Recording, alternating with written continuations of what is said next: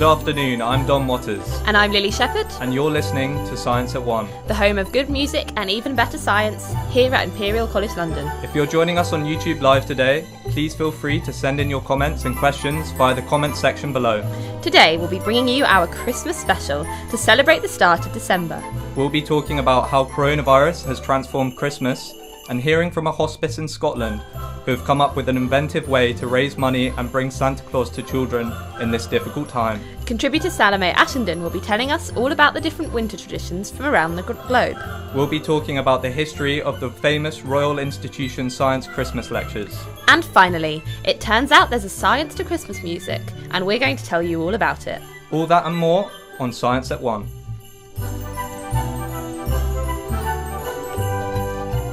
But first, the science headlines for the week. Machine against machine, AI group DeepMind has been able to decipher how proteins fold with the program AlphaFold. The founder and chief executive of DeepMind has assured that the machine is now knowledgeable enough to tackle scientific challenges, and it is only expected to become more accurate the more it is used. The environmental hero of the Amazon. Namonte Nenkimo, an indigenous leader from the Ecuadorian Amazon, was awarded the Goldman Environmental Prize yesterday for her success in protecting 500,000 acres of rainforest from oil extraction. The international battle for a vaccine continues. Oxford University and AstraZeneca have debated claims that their vaccine does not have the 90% effectiveness they claim, and stated that they plan to publish full peer-reviewed data in the science journal Lancet as soon as possible. And the UAE takes on Mars. The United Arab Emirates' EMM mission is on course to arrive at the Red Planet on the 9th of February 2021, after a final trajectory correction manoeuvre on the 10th of November earlier this year. The Hope spacecraft's arrival on Mars will make the UAE the fifth region to reach the planet, after the US, Russia, Europe and India. A big week for science. Let's hear some music now. Up first, we have Snow by Australian-based band District Champions.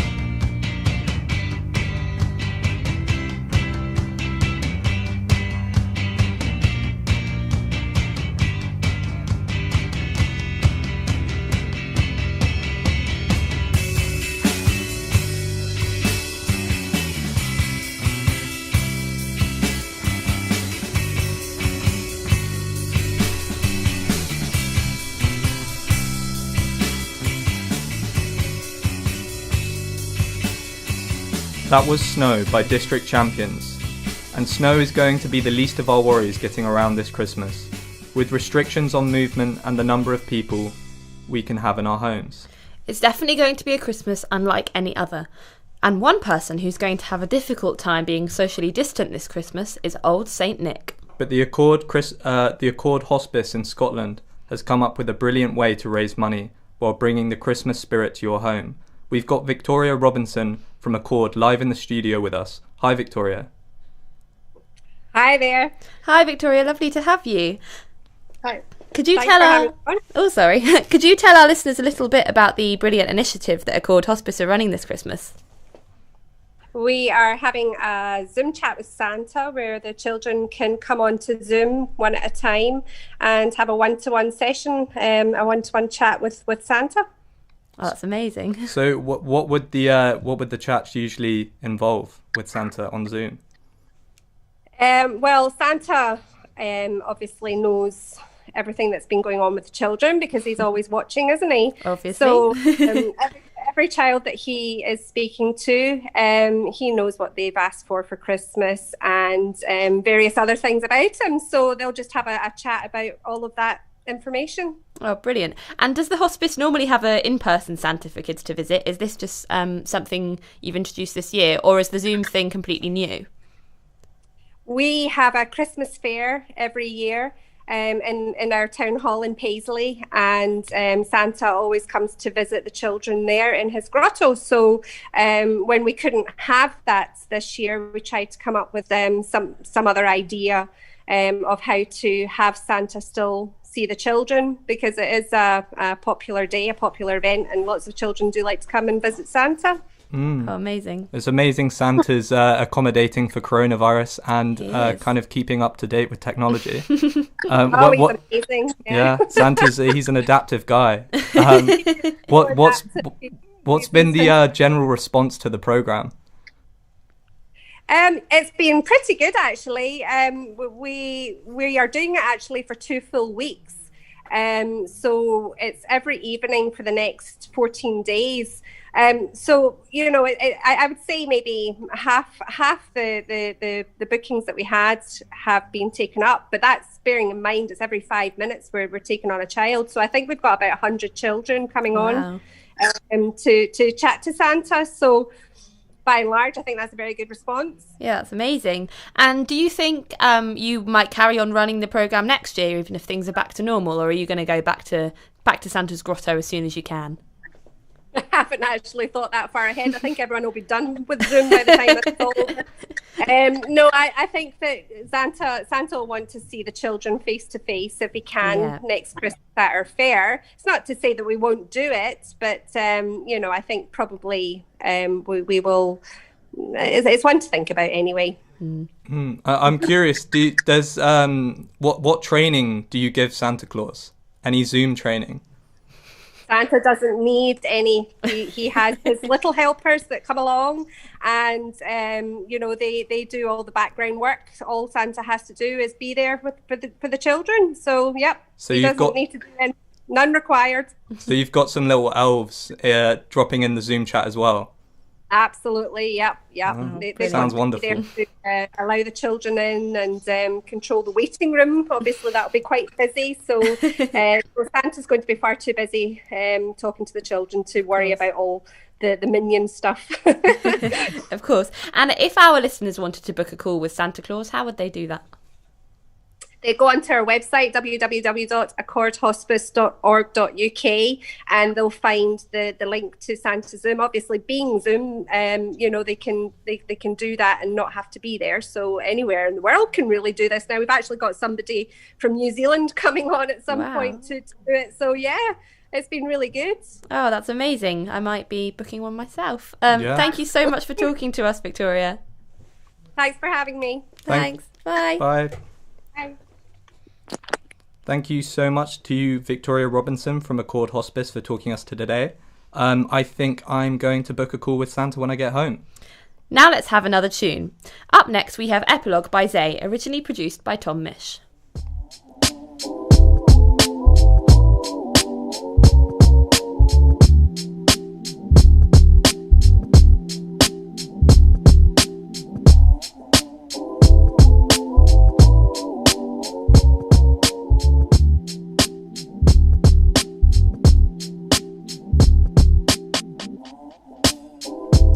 think. Pardon me if all of my lines stink. I think I did my very best. It's a test, and I'ma be the one to leave with the diamond ring.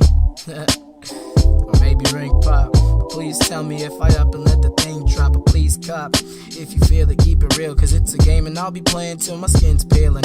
Big chillin', kicking back, just feeling, reeling it in like a fish, or some money if I'm drug dealing. This is the end card, this is my final bout. The crowds are wide with sound profound, and now I'm out to make rounds. This is the epilogue, this shit is chill, right? I don't gotta rhyme about hands to be tight, I'm alright. But I bet I can do better, get it right in every weather, and I'll prove nobody's better, yo. The flow's pH is 14, basic. Blown so much in the booth, damn basic, face it. I know you vibing along and singing my song, and honestly there ain't nothing wrong with getting it on. So wavy, there's a board that I'm on, the fans that'll spawn. Either crowds or no one at all, or know when they call. I'm a know-it-all, an egomaniac with no friends at all. I'm halting the brawl with nothing but the words that I scrawled. The only thing I'm looking to sprawl's the game, give me fame and like a black if it's small. Woo! Man, that shit was kinda wavy. I still don't get how these niggas finna hate me. I made me, and ain't nobody made you. I'm way too high up to see you, so hate you, I ain't you. And that's how I wanna stay, fool. And I'm sorry that nobody wanna pay you. Yeah, I'm sorry no one pay you. That was Epilogue by Zay, originally produced by Tom Misch. Lily, have you got any Christmas traditions? So many Christmas traditions. In my family, we watch The Muppet Christmas Carol every year on Christmas Eve. So I have seen that film 24 times. Wow, that's a lot. And I can recite every single word. Do you still enjoy it as much? Yes, I feel like by the 24th time. It's I mean, it's a good movie. An incredible movie. I think I just enjoy the kind of excitement about Christmas that comes with it, because I always watched it on Christmas Eve when I was little, and it was going to be Christmas morning, and I was really excited about Santa coming, and so I just associate it with like that excitement and fun. So yeah, and it's just fun to sing along. Yeah, yeah. Well, we've definitely got some weird traditions in my household, but there are hundreds of different celebrations and traditions around the world happening at this time of year. Yeah, our producer Daniel was telling us about a Spanish tradition involving a beating log with a stick until it poops out presents. I'll never forget that one. Our reporter Salome delved deeper into the different celebrations happening around the world during this festive period. As we all know, the Christian festival of Christmas celebrates the birth of Jesus. The English term Christmas, which designates the Mass on Christ's Day, is of fairly recent origin. During the secular Christmas celebration, a mythical figure named Santa Claus plays the pivotal role. Generally depicted as a portly, jolly, wide-bearded man, Father Christmas's aesthetic was in fact popularized by the Coca-Cola Company in their advertisement in the 1930s. Today, billions of people celebrate Christmas. We'll now have a look at the various Christmas traditions attached to each country, as well as other religious practices around the globe.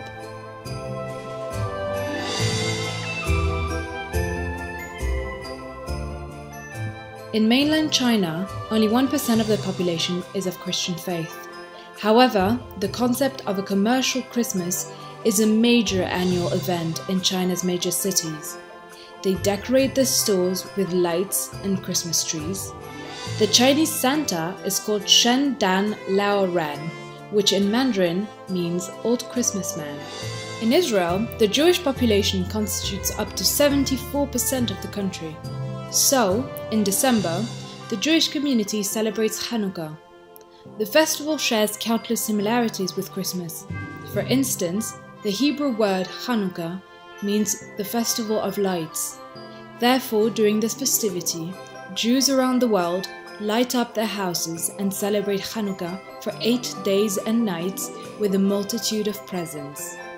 Every night, young children light a new candle of the candelabrum, in Hebrew a menorah, celebrating another day of the festivity. Habitants of Ethiopia must wait for their Christmas. As followers of the Orthodox Church, their Christmas comes on the 7th of January. In the Ethiopian Church, Christmas is commonly known as Ghana, the day of Jesus' birth. Interestingly, the giving of gifts isn't central to the celebration of Ghana. Instead, Ethiopians primarily focus on ritual and ceremony. In Colombia, Christmas celebrations begin on the evening of the 7th of December, which is known as El Día de las Velitas, the Day of the Little Candles. Colombians display huge fireworks, play music, and consume Christmas foods such as buñuelos and empanadas. Their houses and streets are decorated with candles, lanterns, and lots of light.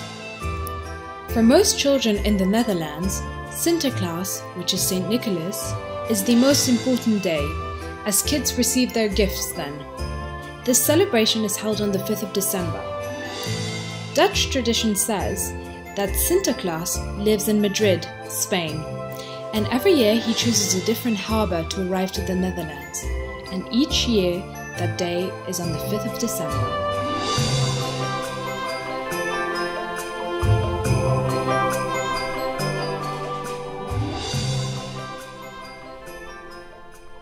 Thanks, Salome, for that brilliant piece. Makes me want to establish some new traditions. Me too. We've got some more music now. Up next is a remix by Your Uncle Drew of Nina Simone's 1958 song, He Needs Me.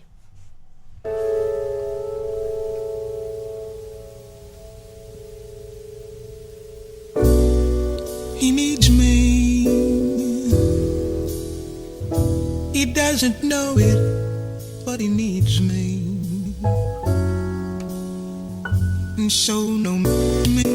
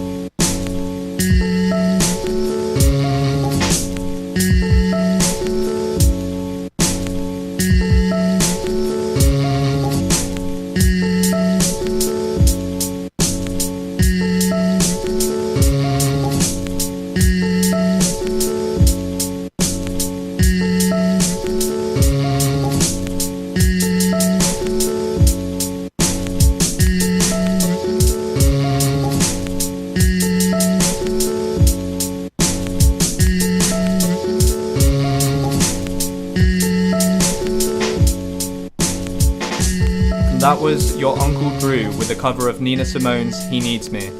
At Christmas, beyond carols and mince pies, one of the traditions I really look forward to are the yearly Royal Institution Christmas lectures. Well, I'm not sure if anything can beat carols and mince pies, but the lectures have certainly become a well-established and widely enjoyed tradition.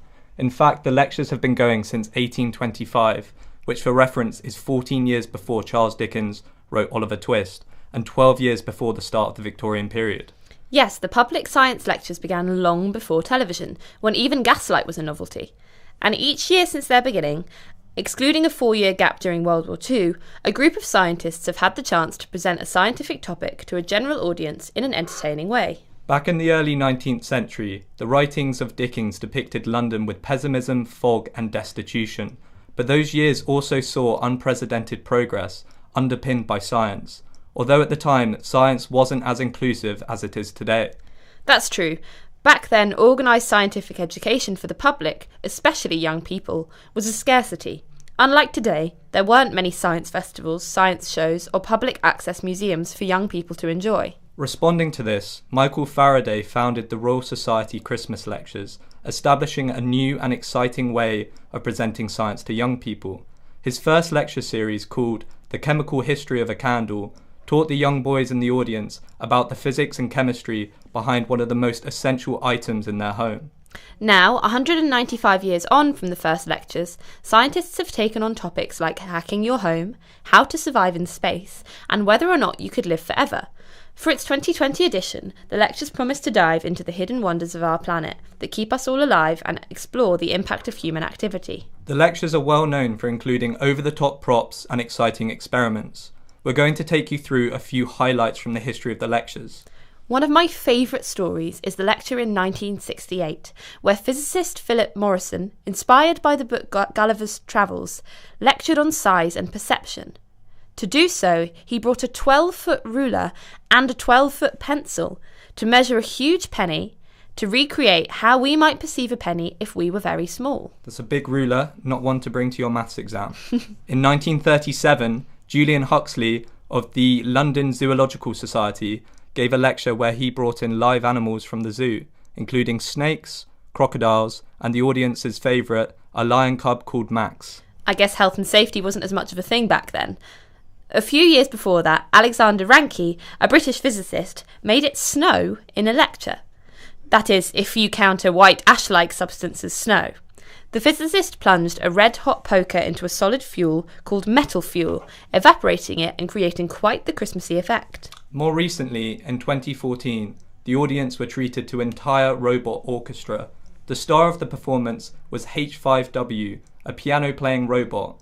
The robot was able to play specific notes when asked, and tapped out the start of Twinkle Twinkle Little Star. Then, in 2016, materials chemist Safil Islam demonstrated that you can create voltage with just lemon, a copper nail, a magnesium strip, and a few wires.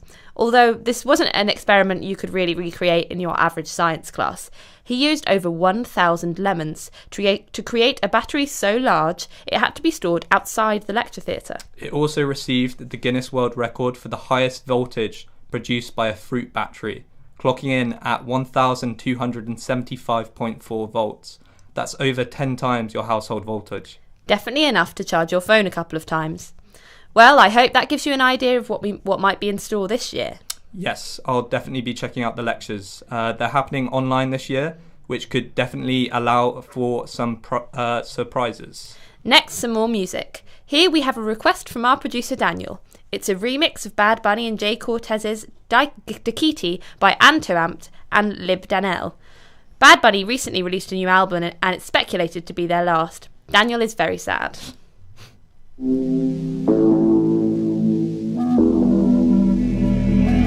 Baby, ya yo me enteré, se nota cuando me ves. Ahí donde no has llegado, sabes que yo te llevaré. Y dime qué quieres beber, es que tú eres mi bebé. Y de nosotros, ¿quién va a hablar si no nos dejamos ver?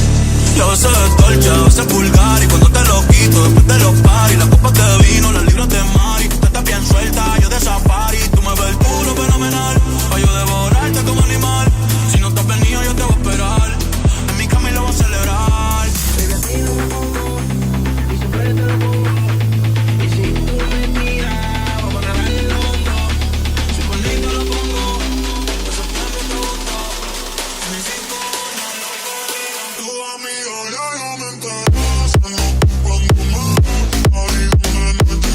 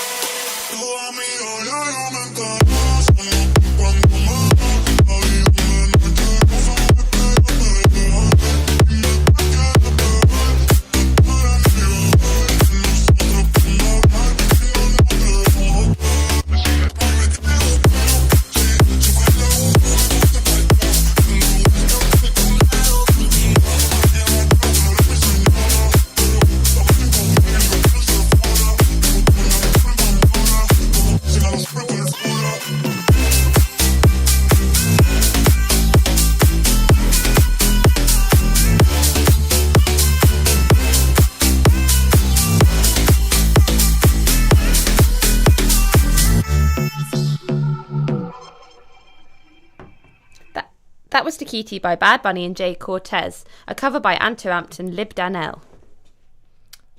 So Lily, what is your favourite Christmas song? Well, it used to be Baby It's Cold Outside, but I think that song's quite problematic now. So I'll say White Christmas. What about you? What's your favourite? Well, when I was younger, I used to love Crazy Frog, which basically takes any song that's famous from the Christmas period and just replaces all the lyrics with lots of boops and beeps. It's a bit of a weird one. But my favourite song now is Frank Sinatra, which is I think my favourite by him is Frank Sinatra, Have Yourself a Merry Little Christmas. Lovely one. Yeah. And isn't there there's a company, isn't there, that have recreated Frank Sinatra's voice using artificial intelligence? Yeah, so OpenAI have got a thing called Jukebox, which basically samples any music that you feed into it, and then it will continue to play the song that you've sampled it. So it uses machine intelligence to kind of predict what the song would sound like if you fed it different lyrics or a different tune. So artists are kind of using this. It has the potential for artists to kind of use it as a creative process. So they'll feed their samples into the song, into the code, and then it will kind of give them something back that they can use. It's amazing. So I think we might hear a little bit of another thing it can do is bring artists back from the dead. Wow. So one of the things they've done is bring Frank Sinatra back from the dead.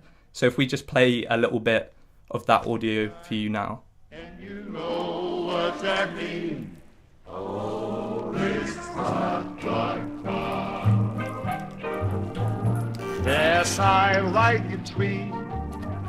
This year the winter looks hot, hot, hot. It's Christmas time, and you know what that means. It's hot, hot time. It's Christmas time, and you know what that means. It's hot tub kind. Some people like to machine and the stove, but this is much better than that. So grab this cloud road and make me violet dark. So I don't know about you, but I think there's something really creepy about bringing artists back from the dead. Really creepy, and you can kind of tell it's not Frank Sinatra. It's like Frank Sinatra, but not quite Frank Sinatra. Frank Sinatra without the feeling, and that makes it creepy, definitely. I mean, that being said, it is really impressive. It's very impressive. It really does sound like Frank Sinatra playing. Yeah. And I think that is the creepiness. Definitely. Well, whether you love them or hate them, it is more than likely every Christmas you will have heard the likes of Mariah Carey and Michael Bublé on loop in your head, telling you all they want for Christmas is you, or letting you know that Santa's coming to town. It happens to me every year with Fairy Tale of New York. So why is it that these songs get so stuck in our heads? Christmas songs are commonly known as musical earworms. These are songs that get into our heads and can't seem to find their way out. They often have conventional melodic patterns along with a key change or unexpected repetition to keep our brains interested. For example, this could be going from a minor key to a major key. The reason most Christmas songs use musical patterns is because our brains love sounds to be in patterns. Even though we don't speak in them, speaking is all about communicating, whereas patterns are there to capture and hold the listener's attention. Patterns in music are particularly important. Our brains are constantly looking for meaning and purpose, which is difficult to find within sound, unless patterns are used. Music makes meaning through patterns. Whenever there is a pattern within a song, it makes something that has happened at least twice, and therefore it makes it seem like that must have been an intention. We will then read purpose within that, which is why these songs and lyrics get stuck in our heads. We are bombarded with these songs for a small and concentrated amount of time, due to the dominance of their use in all public spaces. As there is a much smaller pool of musical options, it means we listen to the same songs more frequently. Therefore, when the 26th of December comes, we're all pretty ready to let Mariah Carey go for that year. But how is it that these songs sound so Christmassy? The sleigh bells definitely help to bring out the Christmas cheer, but there's something even more clever that Christmas songs use. It's called the Christmas chord. This chord is used in many Christmas songs, including Irving Berlin's White Christmas, which is still the best-selling song of all time, and in Mariah Carey's All I Want for Christmas. A chord is 3 or more notes that are played together. Most chords in Christmas songs are known as dominant chords, but the Christmas chord is a diminished chord. The sequence of these chords makes the song sound cosy and warm. Here's an audio of one of our Science at One team, Lucy, giving a demonstration of these chords in both songs. Hi Dom and Lily. Yes, so as it is quite difficult to describe what a dominant chord is and what a diminished chord is, I've decided to play them on the piano for you so you can kind of get a bit of a grasp of what I mean by them.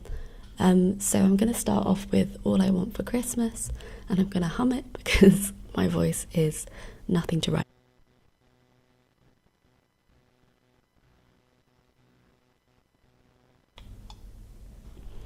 Hi Dom and Lily. Yes, so as it is quite difficult to describe what a dominant chord is and what a diminished chord is, I've decided to play them on the piano for you so you can kind of get a bit of a grasp of what I mean by them.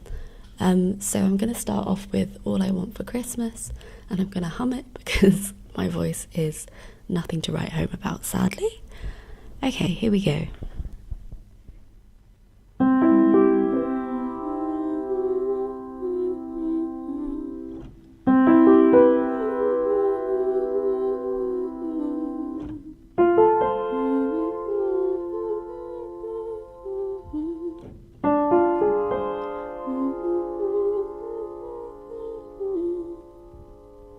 So that final chord there is the diminished chord. As you can see, it's kind of quite treacly and smooth, and it sounds very different to the other chords that I played. I'll just play it again for you.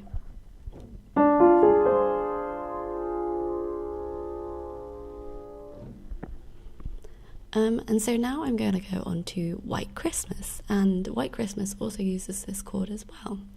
I'll just play it now.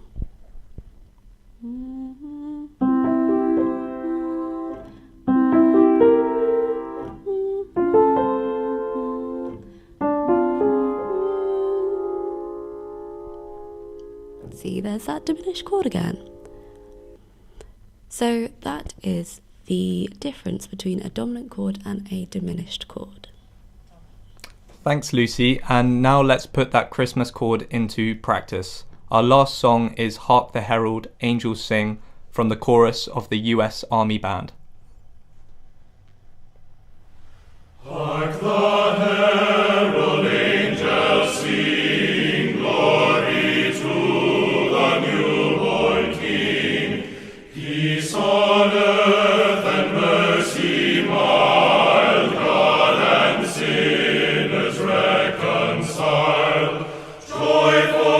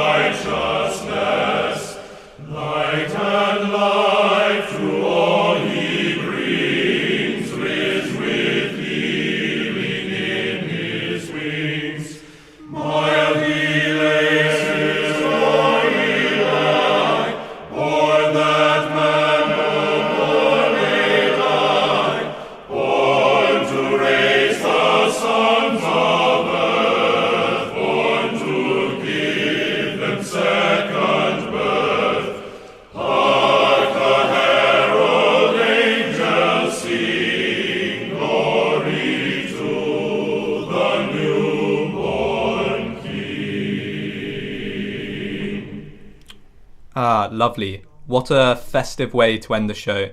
That's all we've got time for today. We hope we've left you feeling Christmassy today. Thank you so much to all of our contributors today, and of course to Lucy for your Christmas tunes. If you're a musician and you'd like us to play your stuff, please let us know in the comments. We're always happy to. And thank you to all of our listeners for joining us on Science at 1. Have a very Merry Christmas. Come back next week at the same time, where we'll be talking about wildlife conservation in observance of the World Wildlife Conservation Day upcoming next December 4th. That's all from us. Thanks for listening.